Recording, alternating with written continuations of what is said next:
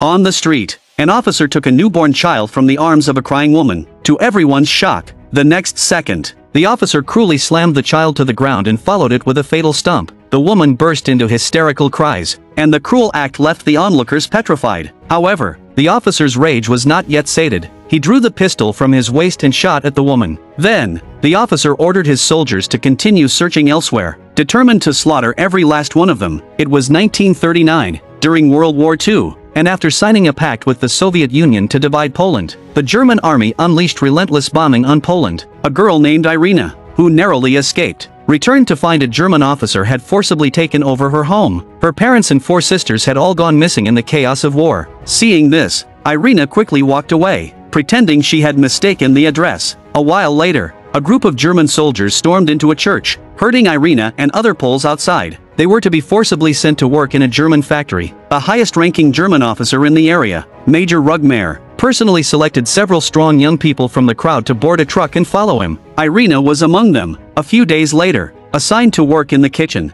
Irena encountered the cruel officer again, sitting at the same table as Rugmair, chatting. It seemed they had a close relationship, and just days ago, Irena had witnessed this officer brutally killing a newborn child and its despairing mother. The officer's name was Lokita, a member of the SS Gestapo. Now, Irena had to serve Lokita with a forced smile, ultimately earning his repeated praise for her excellent cooking. Soon, Mr. Schultz, the logistics manager of the unit, noticed Irena's competence and considered promoting her to oversee the laundry room workers. The workers had exaggerated their skills, making a mess of tailoring and mending clothes. Mr. Schultz hoped Irena could resolve this issue and then shared some survival wisdom for chaotic times with her.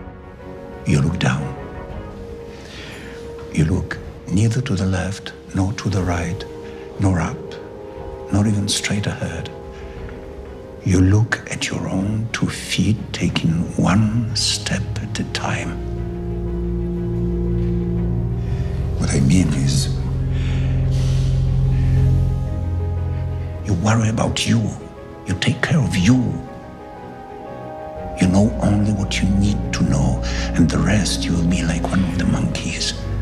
Hear nothing, see nothing, speak nothing.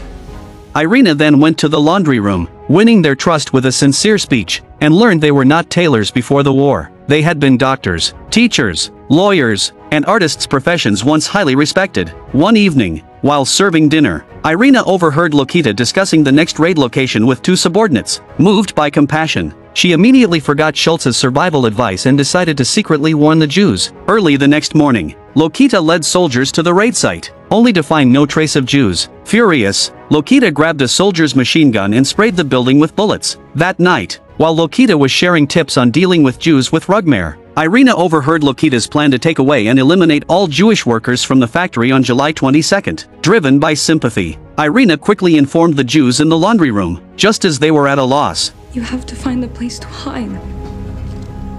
If we had a place to hide.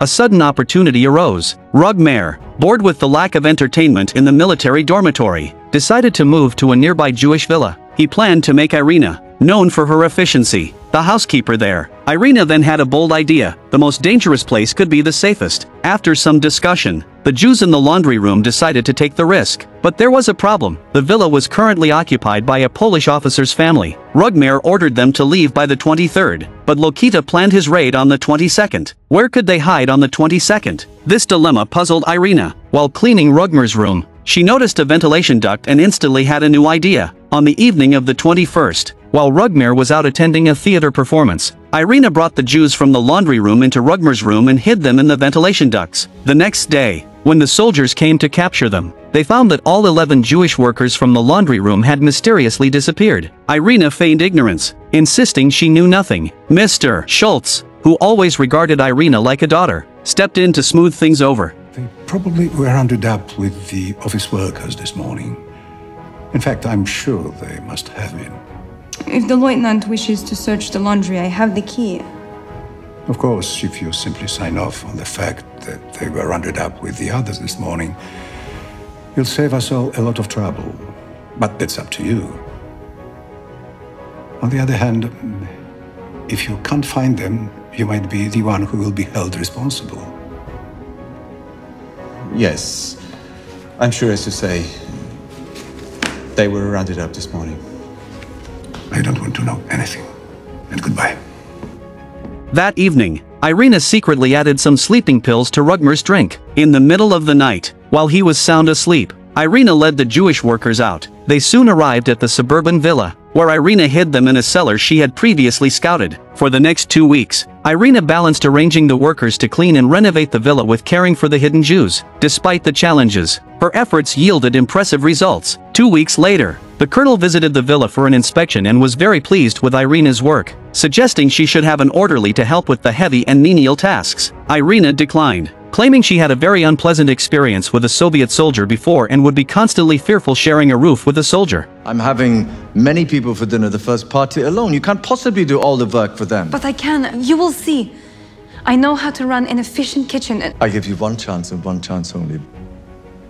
At a party a few days later, the 11 Jews in the cellar secretly assisted, and the attending officers were highly impressed with the array of dishes. After the guests left, Rugmer discovered that Irena had not only cleaned the dining room but had also washed all the kitchen utensils, leaving him amazed. Your service tonight has been satisfactory, Irena. Efficient and satisfactory. So, for the time being, we can do without an orderly. That night, Rugmer was woken by intermittent noises, seemingly coming from the cellar. He got up, grabbed a flashlight, and headed toward the sound. The heavy footsteps of Rugmer woke Irena. She rushed to the light switch on the bedroom wall and flicked it a few times, warning the Jews in the cellar to find hiding spots quickly. When Rugmer reached the cellar, he shone the flashlight around the walls but found nothing suspicious. At that moment, the 11 Jews were hidden under the chute next to the coal pile. They held their breath and silently prayed. Fortunately, Rugmer, finding the surroundings silent, returned to his room. Early the next morning, he waited for Irena in the kitchen. Exterminated. They have to be gotten rid of, the sooner the better. Top to bottom. Yes, that is exactly what should be done. Just rats! Yes, Herr Major. After the major left, Irena hurried to the cellar to discuss their next move. They speculated, based on the villa's architecture, that the previous Jewish owner might have built a large hidden space. Exploring the cellar, they discovered something unusual behind the wardrobe. Behind it was a concealed passage, leading them to a large secret room. From the small window on the wall, they identified that the secret room was right next to the garden gazebo, allowing them to live without fear every night. The next day, while washing apples in the kitchen, Irena suddenly heard the doorbell ring. Looking out the window, she saw it was a middle-aged woman, the lady who sold vegetables on the street. Most of the fresh vegetables for the major's house were bought from her by Irena. Irena explained that they still had plenty of supplies in the warehouse. Before she could finish, the woman said she wasn't there to sell vegetables today. I've been watching your house. You're hiding Jews here. My husband is a Jew. I've been hiding him myself, but it's only a matter of time before he's found. Please, you've got to take him in. Irena went to the secret room to discuss this with the others, surprised to learn that they all knew the vegetable lady's husband, Henry. Henry had previously been the butler of the Rotenburg estate. As the war intensified, Henry sensed the German policies towards Jews would become increasingly brutal, so he hid. This became a stain on Lokita's career, and in his desperation to restore his dignity, he searched frantically for Henry. Now, the vegetable lady knew about the Jews hiding in the major's house. If Henry is caught by Lokita in the future, Lokita will definitely use all kinds of cruel methods to extract useful information from him. At that point, everyone would be doomed. So now they have no choice but to bring Henry here. That night, under the cover of darkness, they worked together to bring Henry into the secret room. A few days later, a group of German soldiers arrived at the villa. The leading officer said they had received a tip-off that a group of Jews was hidden there, and then he led the soldiers inside to search. At that moment, the informant was watching everything from outside the villa's iron fence. Shortly after, Rugmer drove back. Upon learning of the situation, he flew into a rage and harshly scolded the searching officer. You dare to accuse me of hiding Jews in my house? Answer me! Obviously, Major. You find any Jews, come back?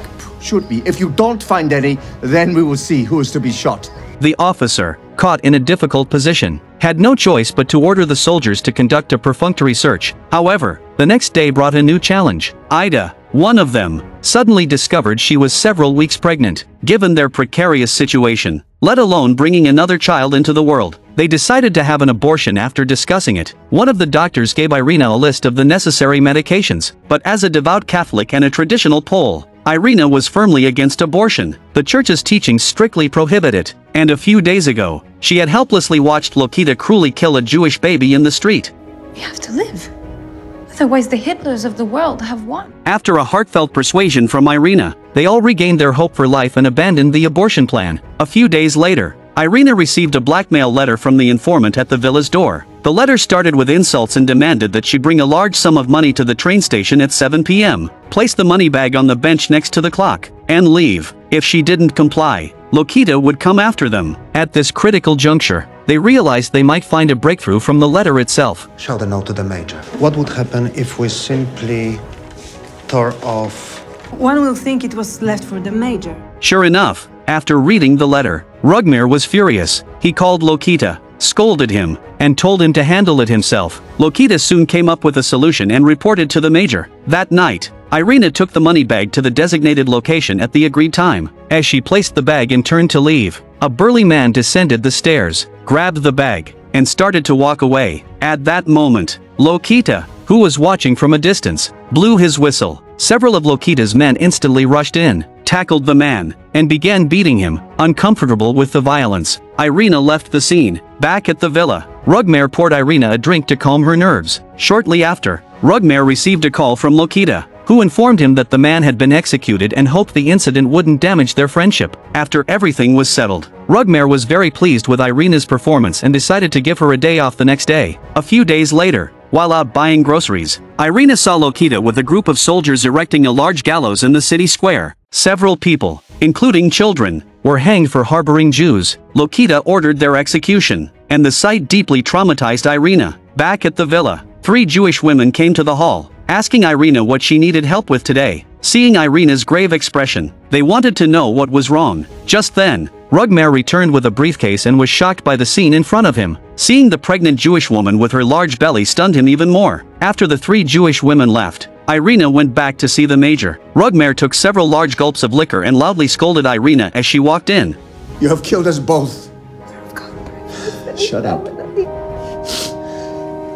In the end, Colonel Rugmir couldn't bring himself to take action because he had deeply fallen in love with the beautiful, kind, and capable Irena during this time. Then he placed the gun on the table and started sharing his thoughts with Irena. He was tired of the endless killing and, facing the current situation, planned to help Irena by allowing the Jews to continue hiding there. After Christmas, Rugmir received a call from Berlin headquarters, informing him that he would be sent to the Eastern Front to fight the Soviet army. The Major suspected that Berlin headquarters had believed recent rumors that he had fallen in love with a Polish girl, so the Major specifically instructed Irena to lead the Jews into the forest after he left. On the day Rugmir departed, Irena dressed everyone in the clothes she had prepared in advance. Disguised, they successfully passed through the German checkpoint. They reached the forest at midnight, where the vegetable lady and some Polish partisan friends were waiting to meet them. Everyone hugged Irena and thanked her one by one. Then they waved goodbye, hoping to meet again someday. In 1945, after the end of World War II, Irena was imprisoned by the Soviets on charges of being a double agent. The evidence pointed out that during the war, Irena was secretly in contact with both the Germans and the Polish partisans. However, shortly afterward, the vegetable lady and her husband Henry took the opportunity of delivering vegetables to the prison to successfully rescue Irena. Once they reached a safe place, Henry handed Irena a forged passport he had prepared in advance. Later, Irena immigrated to the United States, where she married and had children. After hiding in the forest, Ida safely gave birth to a son. Post-war, Rugmir became destitute and homeless, and Ida and her husband took him in. Rugmir became the honorary grandfather to Roma. Lokita was charged with war crimes after the war, but the case was dismissed, and he died in 1976. A miracle also befell Irena. In 1984, she found her 4 sisters who had gone missing during the war and reunited with them in Poland. In 1982, Irena met Ida's son again, and she passed away in 2003. This is the story of the movie Irena's Vow, based on true events. If you traveled back to that era, would you help them like Irena did? I am a movie enthusiast. Please subscribe to my channel. See you next time.